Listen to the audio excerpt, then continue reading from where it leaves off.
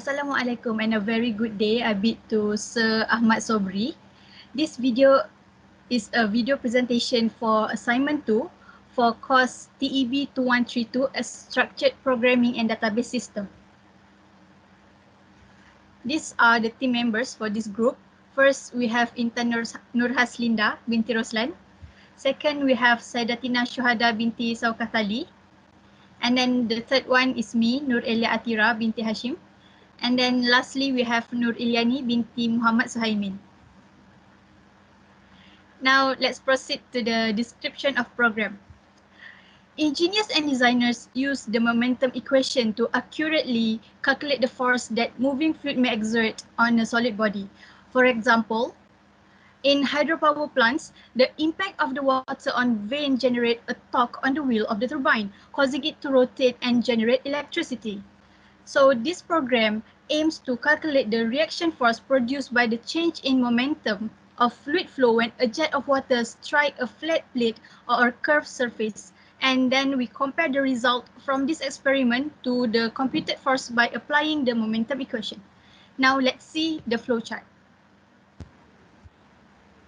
Okay, for the flowchart, firstly it will display the purpose of the program, which are to calculate the theoretical force and experimental force and to compare between these forces. And then we will proceed with the declaration of input file, output file and constant file. Then we will open the output file, which are the result.txt. Then the program will ask the user to insert the constant file name, which will be stored inside the constant. The constant file contains all the constant variable inside this experiment, and then we will proceed to declare all those variables inside that constant file, and then we will extract and assign those variables inside of this program. The program then will proceed with the first loop, where the program will insert all the results of the experiment and calculate it. So firstly, it will ask the user to insert the input file, which will be stored into file name, and then we will open the input file. We will then declare all the variables of the results obtained inside the input file, and then we will prompt and get the J, which are the data size of this experiment, and then we will proceed with the second loop, where we will extract the value and calculate. For the third loop, we will extract the results from the input file into the program and is assigned to this variable, and as long as I is less than j, which are the data size, the program will continue to loop. When I is equal to j, it will proceed to the next part.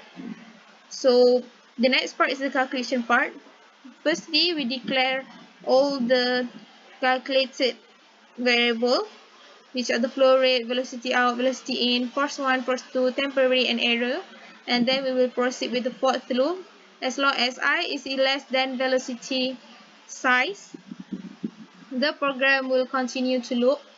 So it will proceed with the calculation of flow rate, which are velocity divided by time. For the velocity out, it is flow rate times 001 divided by the area. For temporary is to calculate the velocity in. So firstly, velocity out to the power of 2 times 2 times the gravity times height. Then the temporary is square root to get the velocity in. For force 2, it is mass times gravity times distance divided by 1000, and the whole equation is divided by center. For error, it's absolute of force 1 minus force 2 divided by force 2 times 100. Then the program will proceed with the decision structure, where the program will ask the user whether they want to calculate the force for hemispherical plate or the flat plate. If the user wishes to calculate for flat plate, the user are required to enter F, and then the program will proceed with the equation of flat plate force, which is the force times equal to density times flow rate times 001 times velocity in. If the user wish to calculate the force of hemispherical plate, the program will ask the user to enter H, Then the program will proceed with the calculation of the force of hemispherical plate, which is force 1 equal to density times flow rate times 001 times velocity in plus velocity out. And then all these calculated variable will be displayed inside the output file that we had opened at first of this program. And then as long as I is less than the velocity size, the program will continue to loop, and when I is equal to velocity size, the program will proceed to the second loop, where as long as the input file has not reached its end, it will continue to loop. When the input file has reached its end, it will return to the first loop, which are to start all over again. If the user wish to continue, the program will ask the user to enter another alphabet other than S, and the program will start all over again to calculate another set of experiment. If the user enter S, which means to stop, then the program will end. Okay, so hi, I am Intan Hasinda and I will be explaining the codes for this program. So first, we will declare the headers used in this program, which are IO stream, F stream, vector, string, CMath, and IO manip. And then we proceed as usual using namespace std and integer main. And then the program will display the welcoming message, which is welcome to impact of a jet program, and display the function of this program, which is this program will help you to compare between theoretical force and experimental force in the impact jet experiment. And then we will declare the input stream variables, in which for this program we will be using one input file and one constant file. And then we will create one output stream variables, which is out file, which will be named as result.txt. So we proceed with the program will prompt and get the constant values file name from the user. So then the user will state the constant file name, which is like this one, and this is the constant file, txt file. And in this program there are 1 2 3 4 5 6 7 constant values, which are mass, area, height, denozzle, density, decenter, and gravity. So these 7 variables will be declared in float variable. And then for in the txt file, the program will ignore the first 50 characters in the program until a new line is reached. So the program will read from the second line of the txt file, and each of the values will be stored in their respective variables. Then in the program, it is declared data and option in character variables. This is to prompt and get the type of plate from the user, which is the data, either F for flat plate or H for hemispherical plate. And then for the option is to so that the user can state whether to stop the program or not. Next, the program will prompt and get input file name from the user.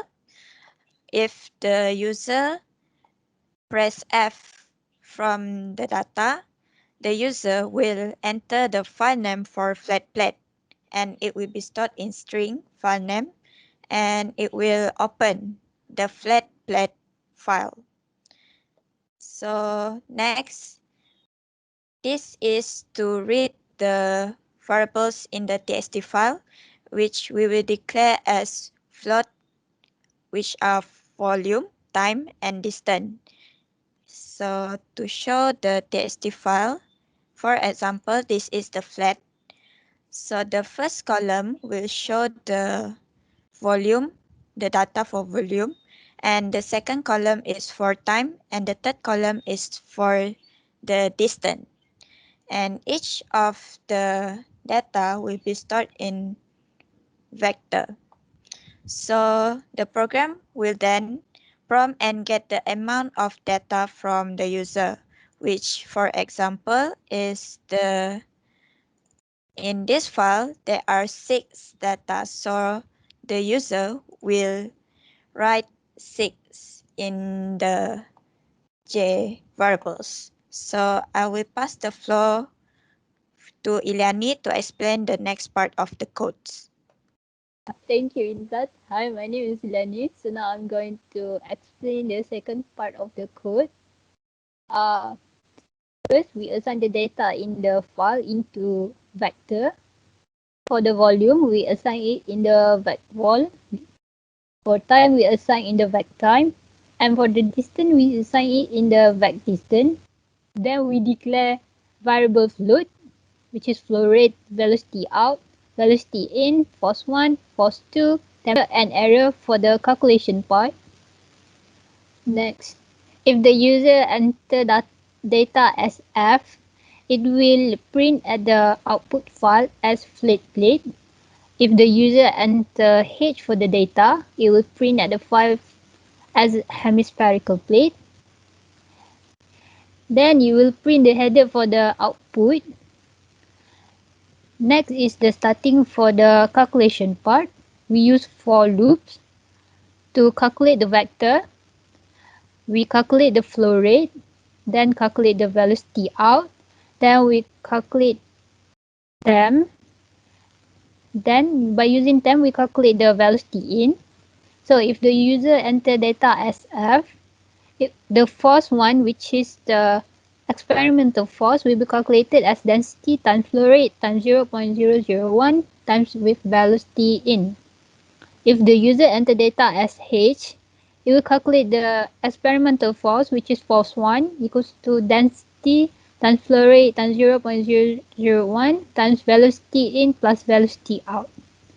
Then the program will calculate force 2, then it will calculate the error. After the calculation done, you will print at the output file by using out file.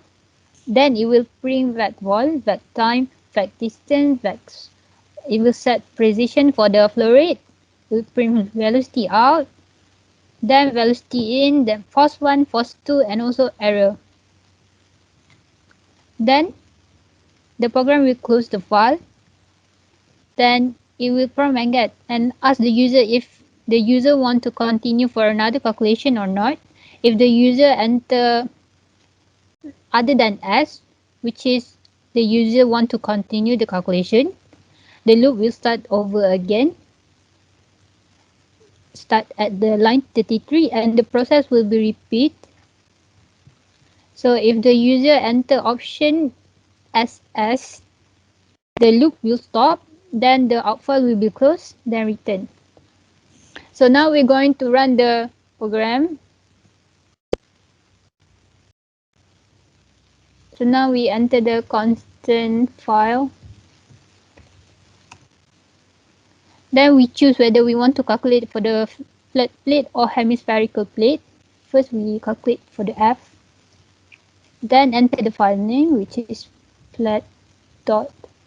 Enter the amount of data, which is 6.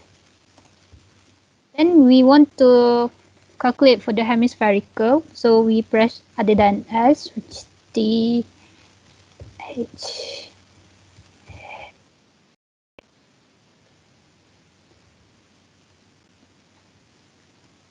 Then after we calculate both file, we press S to stop. Okay. So here is the output file. For this is the table for the flat plate, and below is the table for the hemispherical plate. So now we're going to compare the value calculated by the program with the value that is calculated by calculator. So as we can see, force 1 and force 2 is similar for the plate. For the hemispherical plate, the value for the force 1 and force 2 is also similar with each other. So now I'm going to show if the user want to enter more than 2 calculation. Constant.